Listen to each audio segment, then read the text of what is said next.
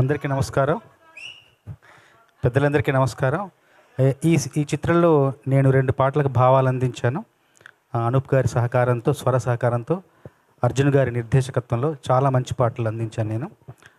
అర్జున్ గారికి చాలా స్పష్టమైన, ఖచ్చితమైన అవగాహన ఉంది సాహిత్యం, సంగీతం పట్ల. అట్లాగే మంచి అభిరుచి ఉంది. ముందు పాటలు నా చేత మాటలు రాయించి దానికి స్వరాలు సమకూర్చారు అనూప్ గారు. అంటే అదొక పాత పద్ధతి. ఆ పాత పద్ధతిలో మళ్ళీ కొత్తగా నా చేత రాయించుకున్నారు. నేను చరివిత చరణం కాకపోతే రంగస్థలం సినిమాలో సుక్కుబయ్యతో పాటలు రాసినప్పుడు 6 పాటలు నేనే రాశాను.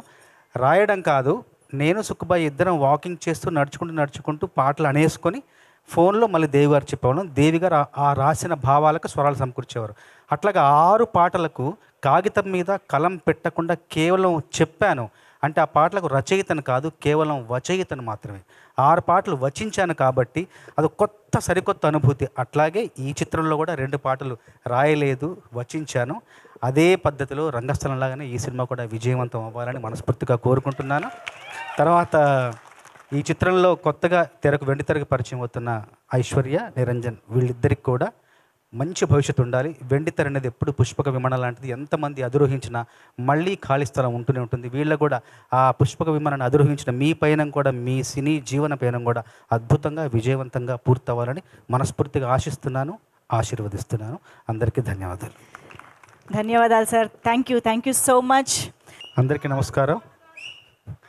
పెద్దలందరికీ నమస్కారం. ఈ చిత్రంలో నేను 2 పాటలకు భావాలు అందించాను. అనూప్ గారి సహకారంతో, స్వర సహకారంతో, అర్జున్ గారి నిర్దేశకత్వంలో చాలా మంచి పాటలు అందించాను నేను.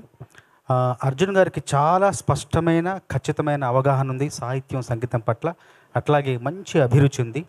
ముందు పాటలు నా చేత మాటలు రాయించి దానికి స్వరాలు సమకూర్చారు అనూప్ గారు.